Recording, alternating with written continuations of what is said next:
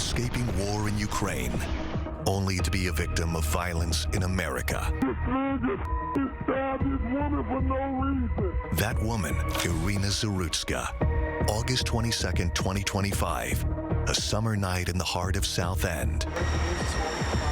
A routine ride ends with a random stabbing. So horrible. But just viciously stabbed. She's just sitting there. The accused killer caught on camera, but the case is far from closed. Mr. Brown did have some outbursts. It definitely goes to his mental capacity. This is a step in the process. This is not the end of this case. Now, 1 year later, Channel 9 is tracking safety, security, and the challenge of repeat offenders. This is a special edition of Eyewitness News. Changes on the tracks.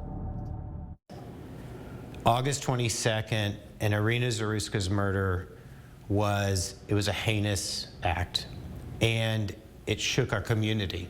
Interim CAT CEO Brent Cagle reflecting a year later on the most notable tragedy on board Charlotte's light rail system. The safety of our passengers, of our operators, has always been number one, but it really underscores that, and it added a sense of urgency for us to focus on it every day. He sat down with us alongside David Howard, chair of the newly minted Metropolitan Public Transportation Authority. It's just hard to believe that anybody, any place, let alone Charlotte, actually could do anything like that. Brent, what would you say has been the most significant safety changes when it comes to cats in the past year? Immediately after this, we realized that our 4,500 cameras were actually not feeding into the Charlotte-Mecklenburg Police Department's real-time crime center. We corrected that immediately. We immediately worked with CMPD to fund and create an off-duty contingent of police officers who work the Blue Line and our bus system.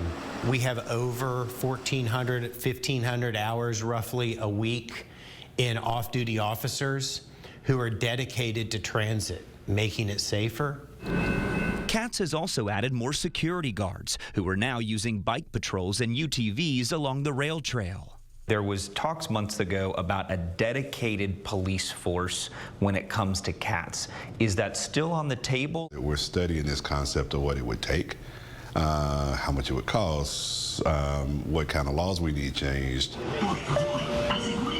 We boarded the Blue Line in Uptown with Cagle and Howard, and we saw those security guards on the platforms, but no guards were on our cart. Correct. So it's not every train, but you should see them moving through the system, right? Yeah. So you may not have your ticket checked every ride, every day, every ride, but you should have an expectation that is the norm, not the exception. To help with that, in about a month, CATS will add 60 fare ambassadors whose sole job is to check tickets.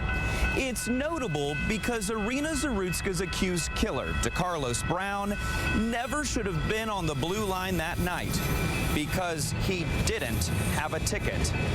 CATS is also working with a vendor to put out ticket validators on all platforms, a tap and go for riders. It's a small scanner. Think about it like a circle scanning device on a pole. Okay. And you walk up, you scan your ticket, it beeps and says valid. Brent, you and I spoke, I believe, a year ago on the reasons turnstiles don't work with the Blue Line. Is that something that you're looking at early on before even construction begins on the Red Line, or is it still something that won't work for that either? It's not something we're looking at right now, just because of the way FTA is invested in transit right now. Okay. If you look at most of the systems that are coming on right now, unless you're LA, you're not getting an enclosed subway station. What do you say to people who say, we've had a year and there is still a lot in this discussion of what is to come? I think most folks, and I've worked in government my whole life, say government moves slow. And there's reasons for that, good reasons for that, but it also can be very frustrating. But we are never done with security, and it will always be our top priority, because really, one incident in transit, one terrible crime, murder, is too many.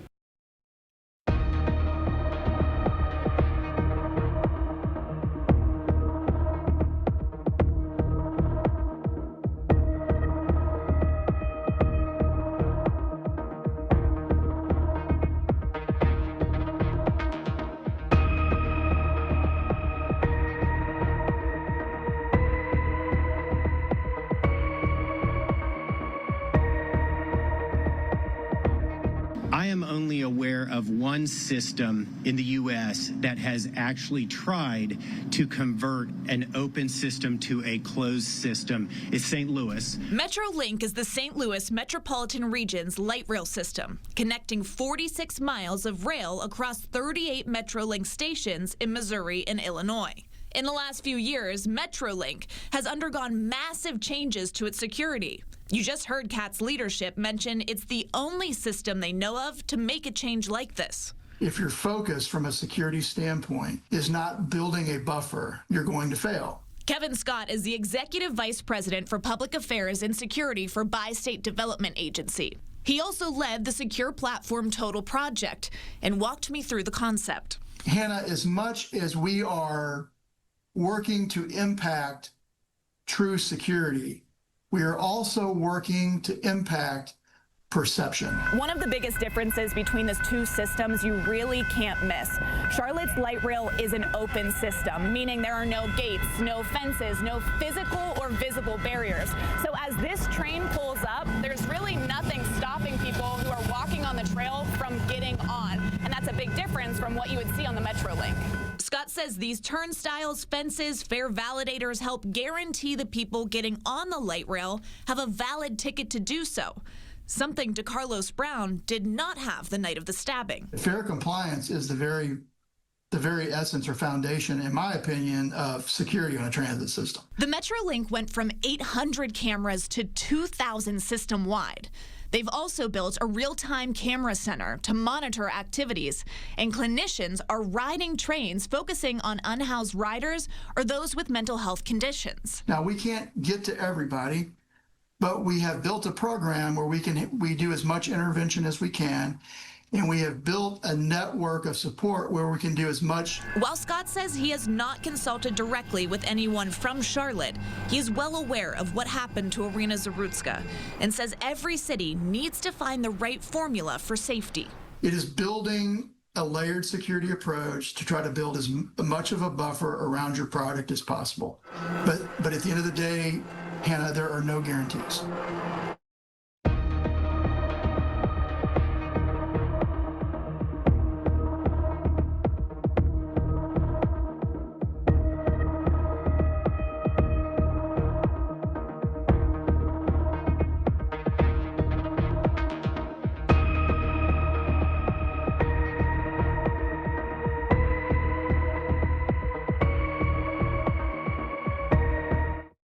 It's one of the most significant criminal justice pieces of legislation to take effect in North Carolina. It's called Iryna's Law. 1 year later, we are looking at its impact from the courtroom to the jail cell. It's a crime that shocked the conscious. Police say this man, Daquan Hunt, randomly attacked a woman outside Paper Skyscraper. She suffered a concussion, a brain bleed, and needed staples. He's been in and out of incarceration his whole adult life. But when he was booked into jail on this charge, a magistrate ordered him to stay there, saying he was charged with a violent offense after being convicted of a violent offense and had 3 convictions within the last 10 years. Charlotte Representative Tricia Cotham says this is what Iryna's Law was designed to do. We know we have less repeat offenders going through a revolving criminal doors. We have put alert on the judges and magistrates for now. If they do give someone a bond or release them from jail, they must be able to explain why, and then they can be held accountable. It was just about 1 year ago, Representative Cotham and I sat around the same dining room table, and she vowed judicial change after the stabbing of Iryna Zarutska. Like Hunt, the suspect, DeCarlos Brown, was a repeat offender. The catch and release practices for violent offenders will end today. When Iryna's Law took effect last December, catch and release in many ways did end. Mecklenburg County District Attorney Spencer Merriweather says because of this law, his office is able to successfully push for violent criminals to stay behind bars or at least get a high secured bond. The law also provided the funding for 10 new prosecutors in his office, and he says those positions are almost all filled. I think most people expect that when someone has a violent history, that they are going to remain in custody, barring an exceptional reason. I think that they expect that if someone has a repeat history, that they're going to remain in custody unless there's a good reason.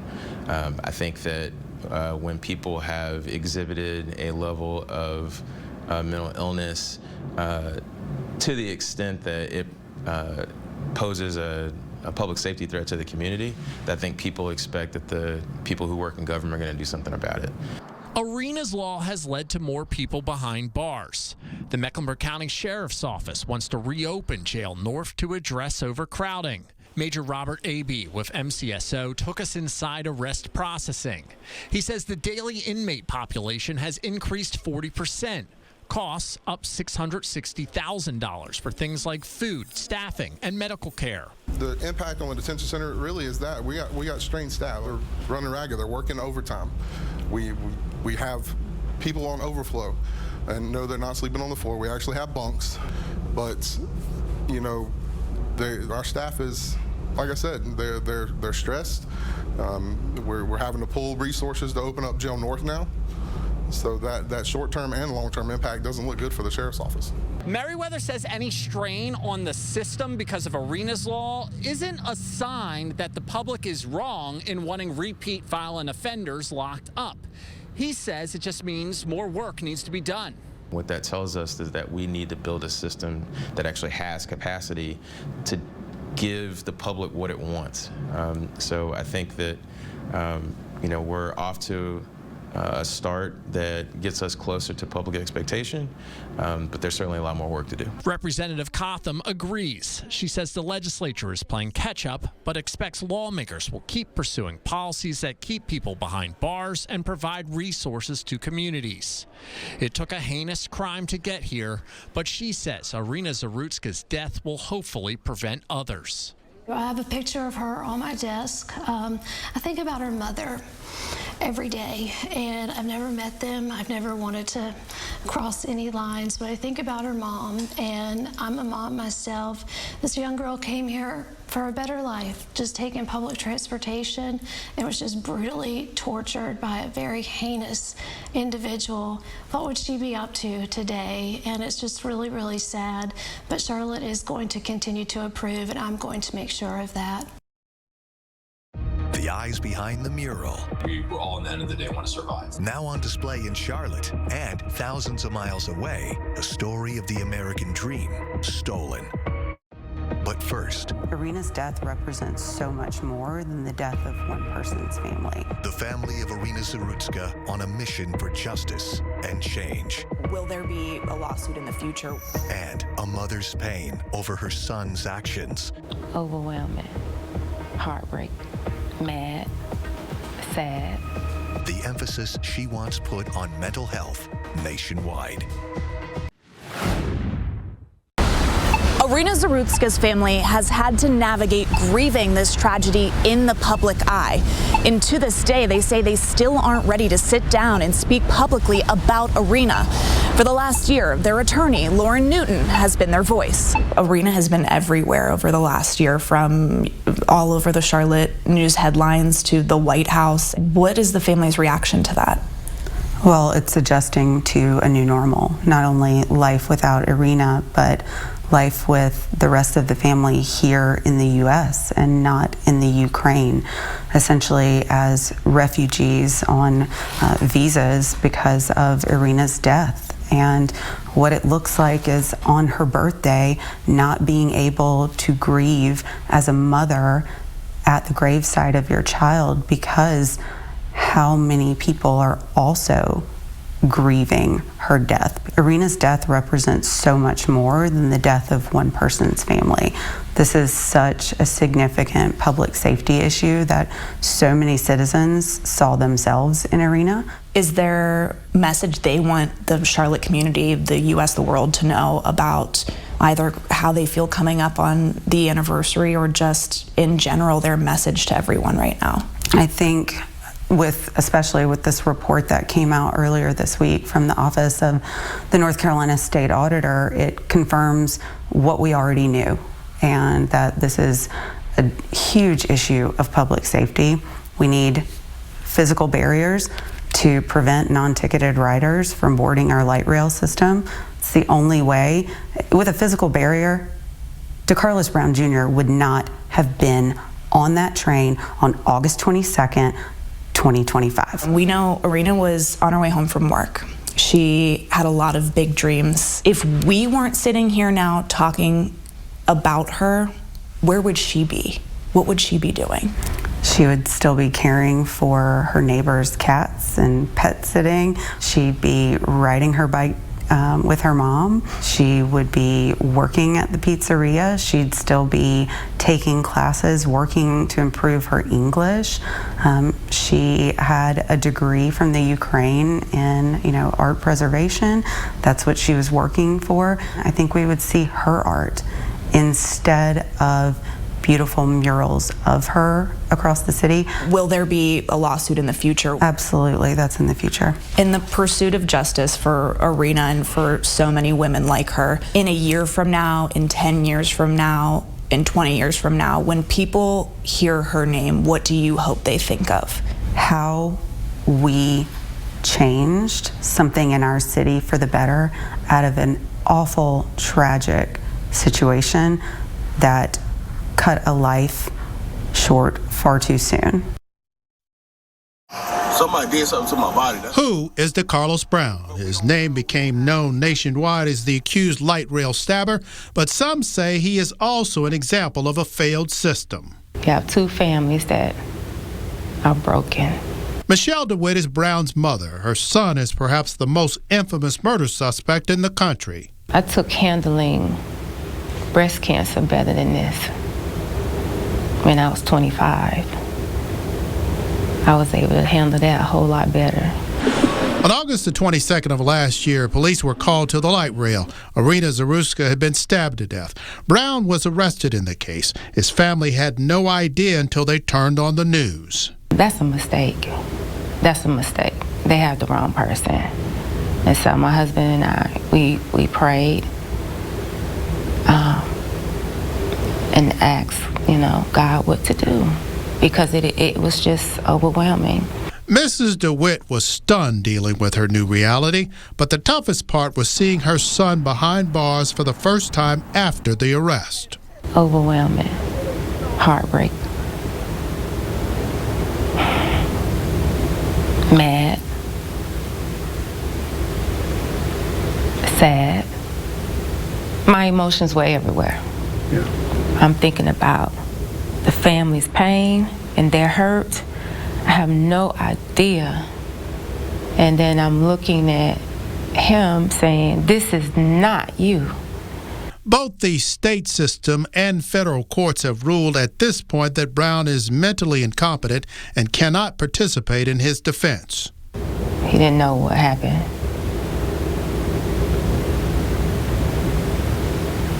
It was a lot that day.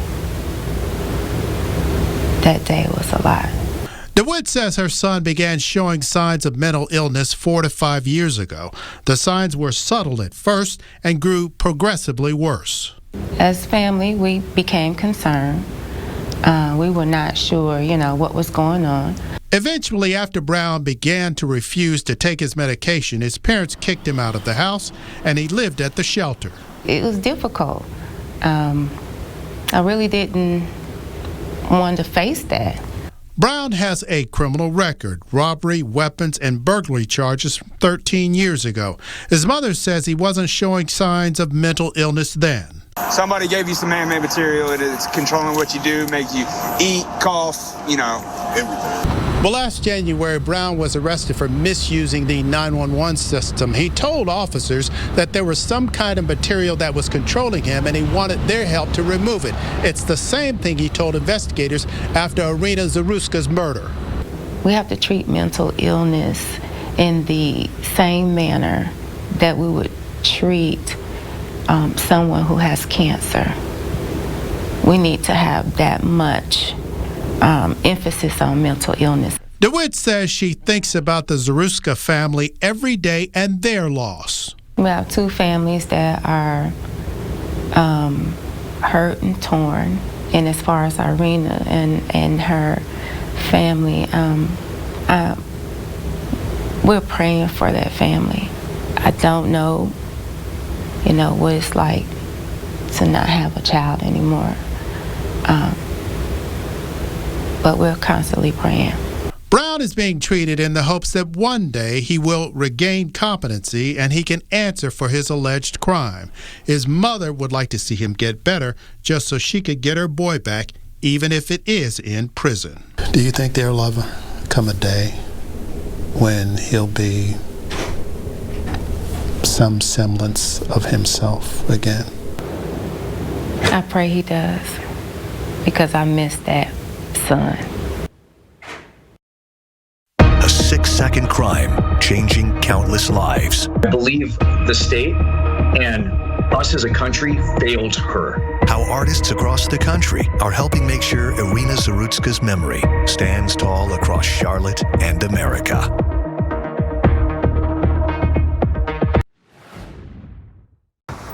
This mural of Iryna Zarutska is painted on the side of Mr. C's in Wesley Heights, giving people a place to honor the Ukrainian refugee. But her memory goes far beyond Charlotte. I found tributes stretching across the country. The story of Iryna really touched me because I saw a lot of myself in her situation. We are Lebanese. We migrated here in 2002. That opened up to Opa in 2003. It's extremely scary coming to another country and starting your life. Paying homage to her through a mural really made the most sense. And I said, hey, I have that wall, but I'm open to having it on our establishment. You can't miss it. It's a huge wall. Right now they're doing some property development right there, so it's gated off. So it's got like an extra layer of protection. She escaped a war zone, was probably even safer where she came from. It doesn't matter what skin color you are. It doesn't matter your background. If you're traveling somewhere in the U.S., you should be safe no matter what. What do you hope people take away from the mural? Somebody who comes from, whether it's Ukraine or Lebanon or wherever part of the world, we all want the same thing. We want to have the same opportunities that a lot of us in this country have.